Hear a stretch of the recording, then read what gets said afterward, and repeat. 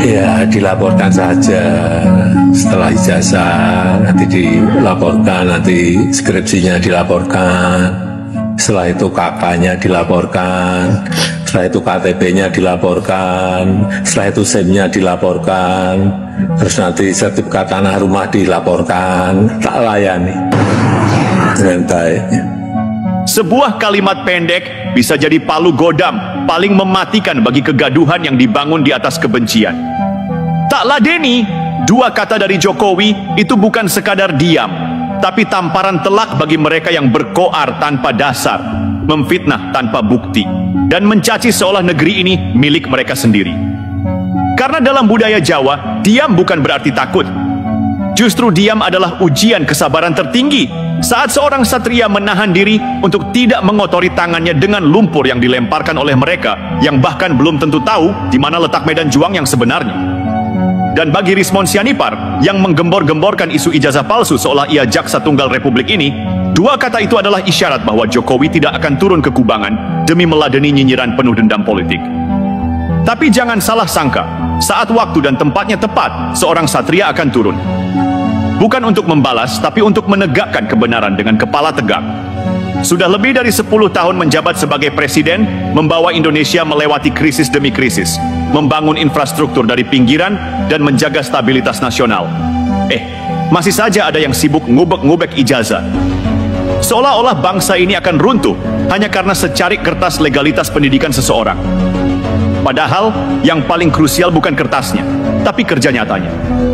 Dan ketika Presiden ke-7 Joko Widodo dengan santainya mengatakan tak ladeni, itu bukan sekadar kalimat penolakan, tapi pernyataan perang. Perang terhadap kedangkalan berpikir dan hasrat tak beradab untuk merusak kehormatan seseorang dengan narasi jalanan yang busuk.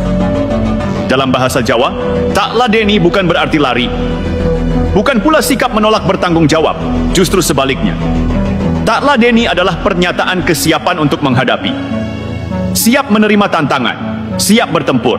Tapi bukan dengan emosi murahan atau reaksi instan, melainkan dengan kepala dingin, hati tenang, dan langkah strategis. Jokowi tidak main di kubangan, ia memilih gelanggang terhormat, pengadilan. Bukan karena takut, tetapi karena ia tahu tempat untuk menguji kebenaran adalah forum hukum. Bukan media sosial, bukan kanal YouTube abal-abal, dan jelas bukan orasi liar dengan mikrofon jalanan. Rismon Sianipar, sosok yang katanya akademisi, justru tampak lebih seperti orator jalanan yang terjebak euforia sorotan. Mengaku berbasis data ilmiah, tapi narasinya dibumbui cacian, sindiran, bahkan provokasi. Di mana etika akademisnya? Di mana integritas ilmiahnya? Jokowi bisa saja marah, membalas dengan nada tinggi, tapi tidak. Ia hanya bilang, tak ladeni. Bukan karena menghindar, tapi karena memilih cara yang lebih terhormat untuk membuktikan bahwa dirinya bukan pembohong, bukan penipu, dan bukan orang yang naik ke tampuk kekuasaan dengan memalsukan sejarah hidupnya. Dan perlu dicatat, bukan hanya 1 atau 2 orang yang sudah memverifikasi keaslian dokumen Jokowi. Ijazah, skripsi, KTP, kartu keluarga, semua sudah dibuka. Tapi bagi mereka yang hatinya sudah dipenuhi kebencian, semua bukti tetap tidak cukup. Sebab mereka tak sedang mencari kebenaran, mereka sedang mencari bahan untuk menyerang. Mari kita bicara posisi.